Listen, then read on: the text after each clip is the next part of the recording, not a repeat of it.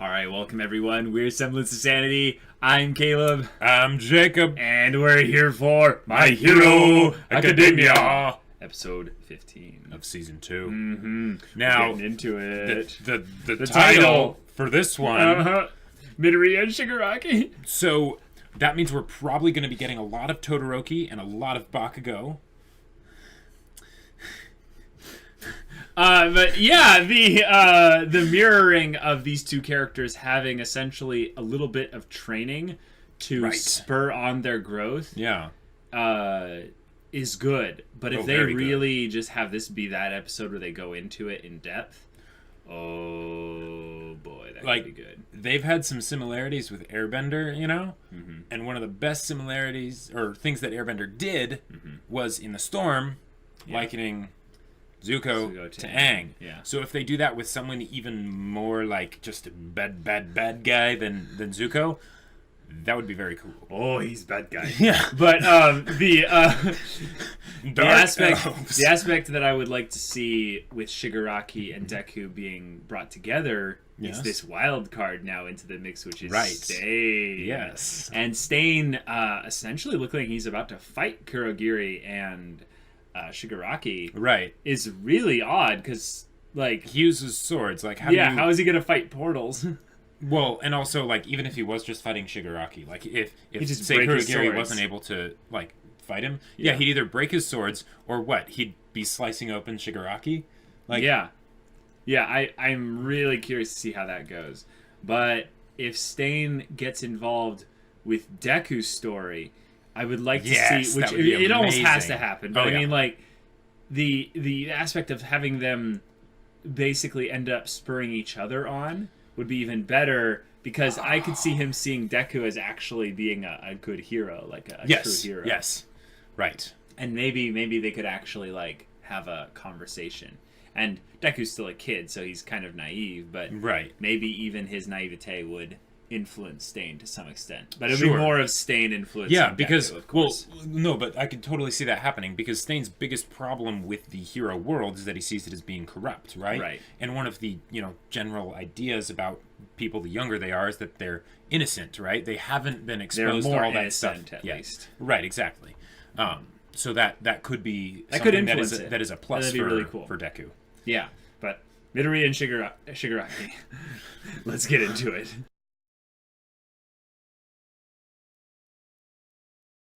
Okay. All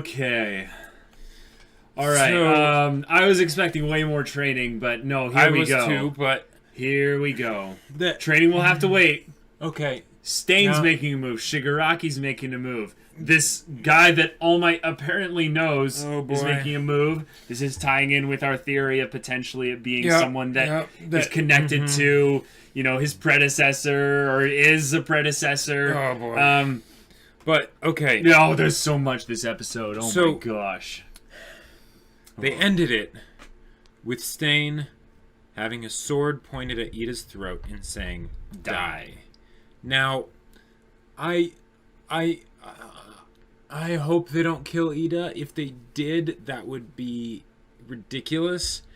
But I hope they don't backtrack, basically, in the next episode.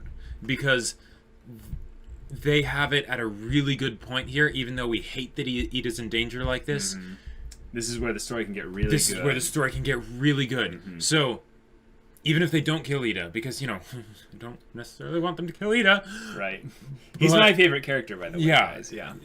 And if he's not mine, he's definitely way up there. Yeah. But they just need to handle this really, really well. Yeah. So, with Hero Killer Stain essentially having a rule, it seems like he doesn't necessarily kill people that just have conflicting views with him. They need to show some element, some little semblance, if you will, of what he holds to with his ideals. Sure. Iida right now might have completely thrown away his chance for survival by doing this out of vengeance. Yeah.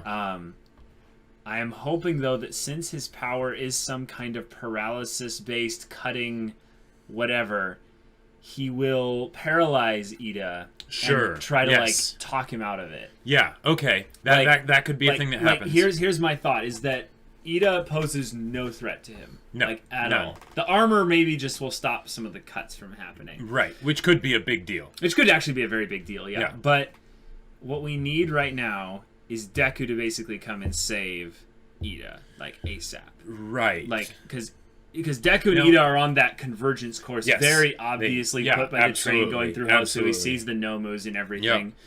Yep. Now, But that needs to happen, otherwise Iida should die. now, But the story can make it so that he's saved in the nick of time. right now, here's a way they could do it. So, it was all the screen was dark when Stain said die.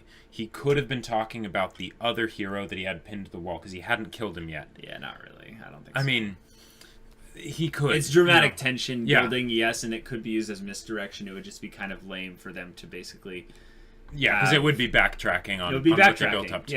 yeah. Which is what you said you don't want them to do. Now, Stain also said, I'll take care of the idiots or whatever after this. Or, like, I think he was talking about the Nomus. No, I think he didn't say I'll take care of the idiots.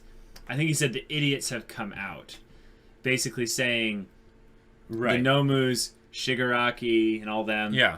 they're out there doing stuff. Mm-hmm. Kind of like he's frustrated. Right, but didn't he say something like, I'll take care of them, but after I, wrap up what I came here to do or something? Maybe. That would be cool. If he was saying that he could take 3 Nomus...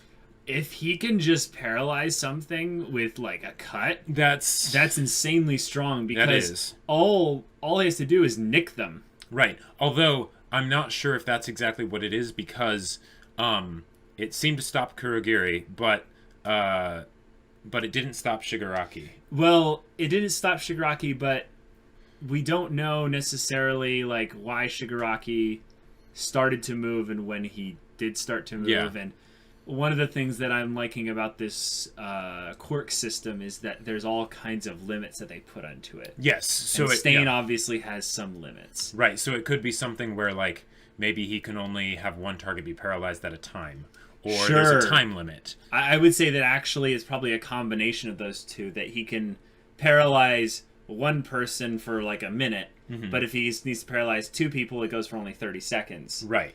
Something like that, to where he's better in a one-on-one fight. That's why he Sure. goes and hunts heroes. Right. He doesn't go and openly, like, Yeah. try to fight a bunch of them. Exactly. Yeah. Because the fact that he was able to immobilize someone like Kurogiri, because Kurogiri has parts of his body that don't seem to be physical. So Why does he lick the blood, then? Okay. Like, why does he do anything with the blood? That's just scary stuff. That's basically that might him. just be scary That's stuff. just basically him trying to be intimidating and Right. cool and stuff. Like, why does he have his tongue hanging out all the time? Yeah, I don't know. Now, Huh. okay. Okay. Nomus. Nomus. An enemy So- of All Might. Some kind of scientist DNA crazy stuff. What is going on here? And Gran Torino, if Deku goes to rescue Iida, does that mean Gran Torino is going to have to fight all 3 Nomus, Shigaraki, and Kurogiri by himself? No. I think that the Nomus will end up being fought by people who are either like regular heroes, Okay. or I don't know. Because I don't see these Nomus actually as being as strong. Right. Because they seemed like the one that... They seemed smaller. They seemed smaller, and the one that hit the train, it seemed strong, but it seemed to be I don't know, like not as strong to where it's like crushing Aizawa and Right, exactly. Because if you think about it, if they had multiple Nomus, why didn't they send all of them with Shigaraki and Kurogiri to take out All Might? I think they're currently making Nomus, right, and they're slowly but making surely. them better and better, which is why Right. maybe that particular one was the one they sent, because it Or was they're the just best one making they them had. faster. Sure, I or could actually making like one of them so it can fly and things like that. Or specific types of Nomus. Sure, So if they can choose what quirks go into these Nomus, That's true. then certain quirks are better at fighting All Might, and other, Nomus could basically just have a Bakugo quirk where they just blow up buildings and they're just a tank buster. Oh. What if there's a Nomu that was invisible? Never, ever, ever, ever, ever let Invisible Girl get caught by the villains. Not like she ever would. But my theory, Jacob, is that they're actually taking quirks from people. Like, they've identified where the quirk is in the human body. And that multiple DNA thing is basically heroes that they've tried to shove into a regular person. I'm glad, though, that the cop brought up a good point. Even if you could somehow like extract the DNA of a person with the power and the DNA of them that specifically has the power, multiple quirks. You shouldn't be able to give them multiple quirks. And also, one of the problems is that in the human body, each individual cell has the entire copy of the entire person's DNA. Right. So changing somebody that already is alive is a lot harder than simply like growing something. Because then, each cell will copy itself the same way. So I think this is actually a hint at what the bad guy's quirk is. That he can essentially manipulate DNA, matter, quirks, or something like that.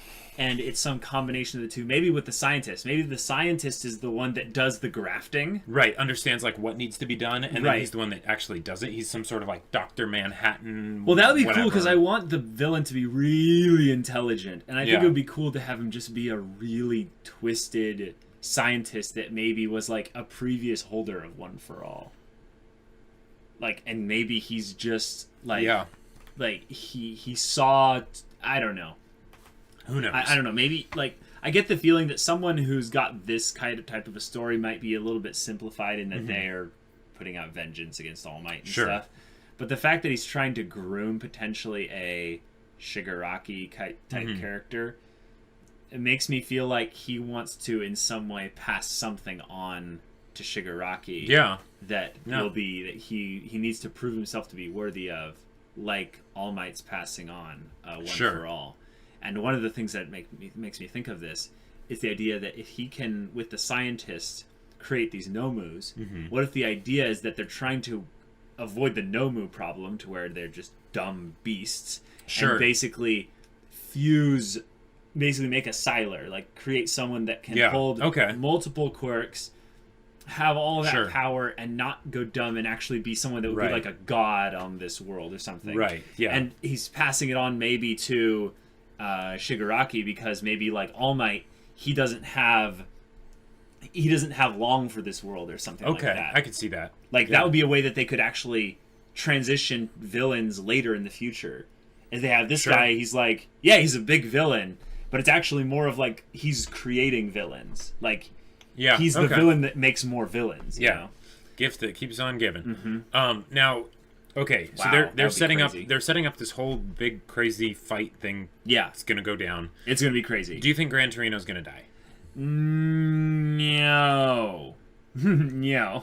So I think that Gran Torino has a little bit of plot armor because he has some exposition he needs to give. Yes, that's true. He was introduced too recently to suddenly kill off. But he also has exposition in that he knows things about All Might's past that are important. I think Gran Torino is a character that will potentially die just because he's old. Not because he's Cork or anything like that, or because he's not even that he's in danger here right now, or that he's a mentor. I think that if we see people that are of the older nature in this show, there is a real potential for them to die. I think this is the show that puts really big plot armor on the kids, though.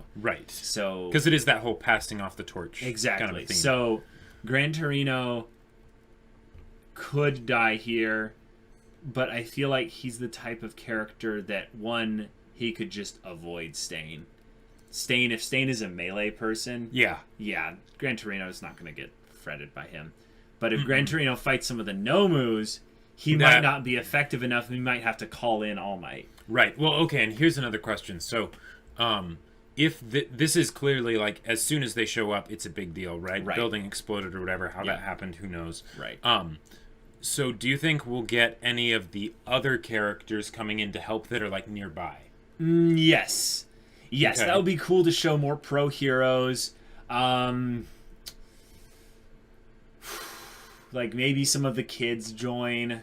Because I hope someone like Todoroki or Bakugo would be very helpful here, but I almost think they shouldn't show up because then they might end up stealing the spotlight from Iida and Deku. Maybe not. I could see them tying it into where someone else's internship is really close, so they come over here as well, and the pro hero that they're associated with would come as well. And that would provide an element so we could see the pro hero. I think Bakugo coming would be kind of fun, but I don't know location-wise where everyone is. Right. But the best Genus guy, I love the idea of him being the fourth strongest hero ever, like, out there. And he has a clothing power. It must be way, like, not nearly as obvious as I'm letting it on. Like, but it does look to be along the lines of tentacle powers, and we know how powerful tentacle powers are. It's true. They're OP whenever they show up. Every single time. Yeah. I can't think of any, like, people that would obviously show up here. Manuel's gonna fight, obviously. Yeah. Okay. I would some kind of water powers with his fins on him or something.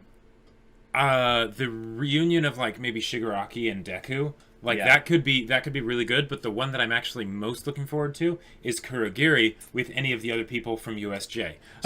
So if Uraraka and or Bakugo showed up, he'd just be like, "You guys, what are you doing here?" Kurogiri's just like, "Nope," and he just portals up to the top of a really tall building. He's just like, "Yeah, I'm gonna stay up here. I don't." And then Uraraka just, like, touches Bakugo, and then he starts flying up after him. That would be awesome. That would be sweet. That'd be amazing.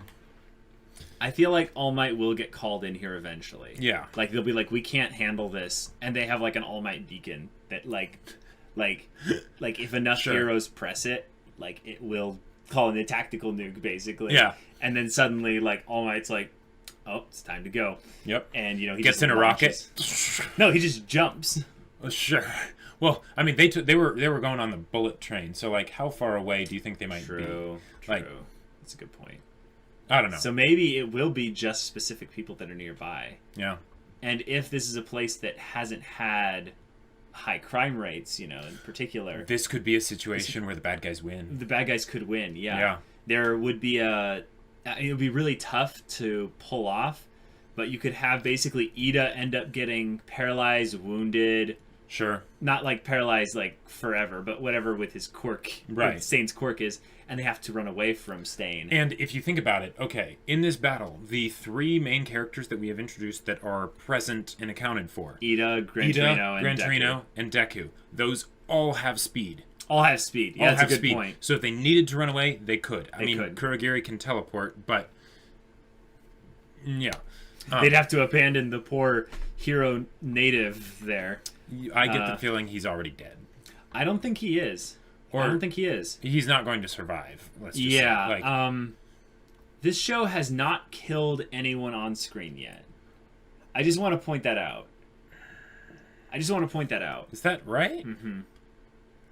I've been keeping track. Like, it's one of those things where once That's right. superhero show that kind of has a younger kids element to it. So, I know MHA isn't a young kids show necessarily, but it is kind of hopeful and cheery. And right. So maybe this is the Empire Strikes Back where that all needs to change and, like, I think that would be good, but if I'm predicting based on probability, I don't think it's going to happen. I don't think it's going to happen. Yeah. One of the things that they kind of set it up for is that Stain doesn't have to kill anyone.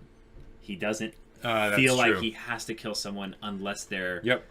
Like, he basically tests them by listening to their last words and Yeah. all those other things. He repeated that to Iida. He's like, if you're coming here for vengeance, you might want to choose better last words, essentially. And right. He's like, "No, I'm gonna stop you. Ingenium is my name." And he's like, "All right, then. Yeah. Die." Yeah. And granted, Iida did phrase that very well. He wasn't saying, "I'm going to kill you. I'm going to get, this is from, like, you hurt my brother." Like, I mean, he did say you hurt my brother. He did say that. He said, "I'm going to stop you." But he said, I'm going to stop you on behalf of my brother. Right. Which, like, even though Iida is very much out for revenge, the way he said it was, like, if it didn't have that revenge emotion behind it, that would actually be a very honorable thing to say. I guess, but I don't think that would still fit within Stain's ideology. No? No, because it's essentially, violence for violence. People should... I think this is maybe where Stain actually has a flaw. He's arrogant enough to think that he is right by doing this. So anyone else that comes against him is wrong. Well, okay, whoa. There's a difference. I mean, I like that. I really like that. And I think he does think that he is right in doing this. Right. But I don't think that he so believes that he's righteous in what he's doing that anyone who tries to do anything against him is wrong and should not even try to stop him. See, that's where I agree and disagree. I think he set this up that All Might is the only one he will respect to try and stop him. Sure. Yeah, absolutely. But anyone else, they better be like All Might 2.0, otherwise he's not going to stop him. Which is why I think Deku is literally the only one who can stop him from killing Iida here. Sure. Okay. Because I think he will try to kill Iida, but it's literally going to be Deku saving him at the last minute. Now, here's something to think about, though. With especially when you have someone with like the title of hero killer, right? Oh, right. And they've just been introduced, and you want to make sure that everyone knows they're a badass. They did a great job of building that up by having him attack Ingenium, right? And there was this idea that if he had wanted to kill Ingenium, he would have, right? Right. Ingenium is alive because he let him live. He did a paralyzing blow instead of a lethal blow or whatever, right? But if they make it so that Stain actively tries to kill Iida and fails, that will reduce his cool points. It will reduce his cool points, yeah. If anything, they'll at least do it where he's like, okay, fine, I'll give you, like, I'll at least, give you an honorable duel or something like that. I don't know. Like, I just don't think that's... I don't think that's his style. Yeah, I think he could kill a character, but I just don't think they'll do it on screen. Because they seem to want to avoid, like, really graphic violence. Right. If they did have him kill Iida, though, like, okay, I would hate that. We would both hate that. He can't. Like, he guys, can't. I would shut down. Like, I would just... But they killed Iida. But think about it. What? That kind of stuff where it just shuts you down and you just go into a black hole depression for, 3 weeks or whatever. Yeah. Or 3 months. That's, like... This is not Game of Thrones. I know. But if they did want to do that, do that, please don't. I would be very much surprised and upset, absolutely. But at the same time, I'd be like, wow, okay, because then no one would be safe. If Iida's not safe, no one except for maybe Deku. Yeah. I really wonder, like, what are the laws in kind of animation things about killing kids in the superhero kind of theme? Like, right. There's almost kind of, the thing, you don't kill dogs in Hollywood movies and stuff, or you don't show it. Right. It's like the taboo. Yeah, you had to specify Hollywood. I know. Because of recently. Yeah. But with this, I feel like with superhero shows in general, killing kids, the villains killing kids, is very hard to pull off and not completely, like, alienate some audiences. Now, so I wonder if maybe you're right, Native is going to die. Yes. But they won't kill off Iida kind of because of that rule. And also, I don't want to bring this up, but I have to. This is a shonen. It is. And shonens have huge amounts of plot armor around main character kids. Right, because, yeah. Unless it's a show that kind of directly is made to, subvert that trope. Yeah. Like, that's the main pull of the show. Right. Then they usually follow this rule. And this isn't a show that directly subverts the people die when they are killed kind of thing. Now, I'm just going to say, though, there is another show that we both know and love. I'm not going to say what it is, spoilers for people, where they kill off people that are technically kids. Yeah, I know what you're talking about, yeah. And, because, they can fight on the level of adults, so then they treat them like adults, and then they, maybe end up dying like adults. Yeah. So, like, I don't think Iida's gonna die. Yeah. But they could kill him if they wanted to. I don't think it's built up that way, but I am more biased than I let on. I really just don't. How could we not be biased? I mean, come on. No, like, I'm letting my bias overshadow my analytical thought process. I'm just trying to think of any way way he can't die. Yeah, because that would suck. Yeah. I think that this show is ramping up, though, the Shigaraki side of things, though. Yes. And that is good, because for some reason they had Stain essentially monologue about Shigaraki as if he was the side character kind of being wowed by the protagonist's kind of potential. And that trope I recognized, and I was like, oh... Yeah. Stain is a side character to Shigaraki's kind of villain protagonist. Yeah, kind of that was a really clever way to set up the mirror with Shigaraki and Deku, because they're basically saying Shigaraki is kind of a main character in his own way.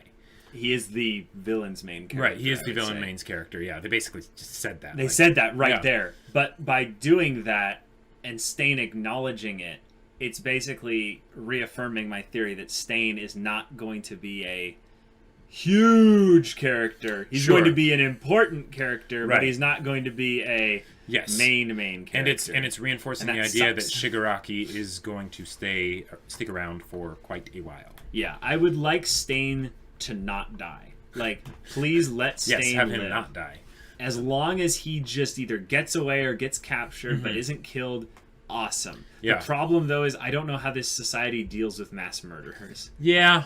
That's true. By all accounts, mass murderers usually get the electric chair. No, they either get sentenced to life, or they get executed. Right. Yeah. Now, okay, but this might be the type of show that just doesn't kill people. Yeah. So, and I think I might have mentioned this in another video, and it's probably not going to happen. But what if there was a character, like, I don't know who it would be or something, but Stain just kind of reminds me of the Hound.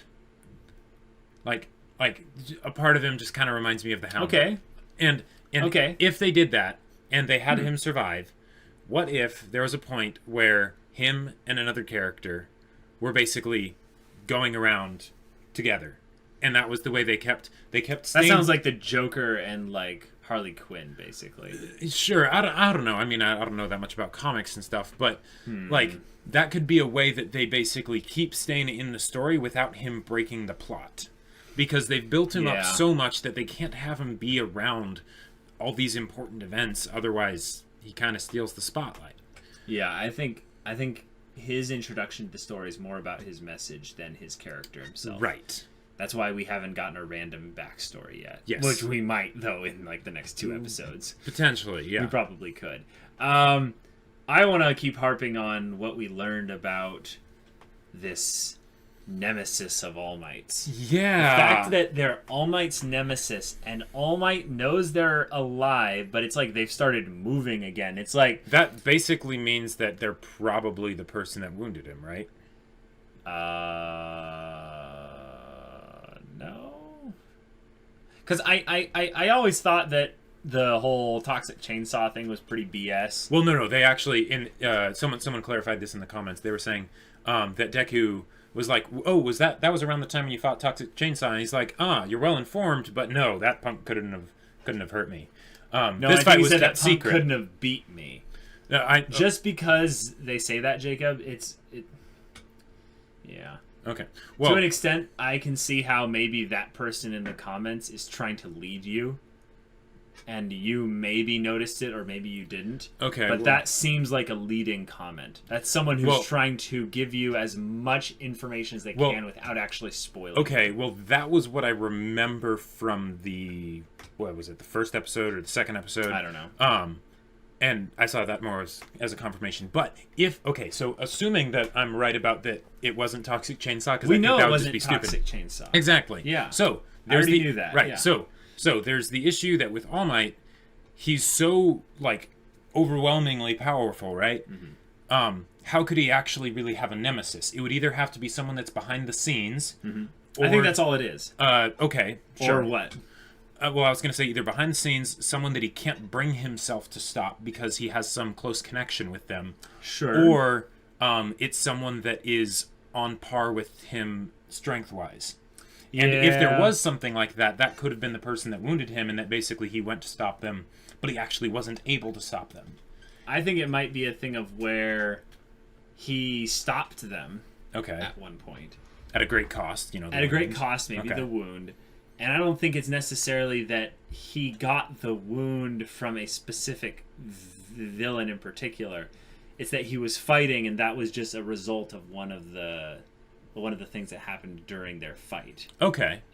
Because I get more and more the idea that there's some kind of organization going on in Sure. the background, and just this guy is kind of the head honcho of the whole thing. Sure. Okay. But All Might saying that they're moving again kind of has the idea of kind of Gandalf thinking of Sauron is on the move. Yeah. It's basically an overlord, big evil, who is basically like awakened.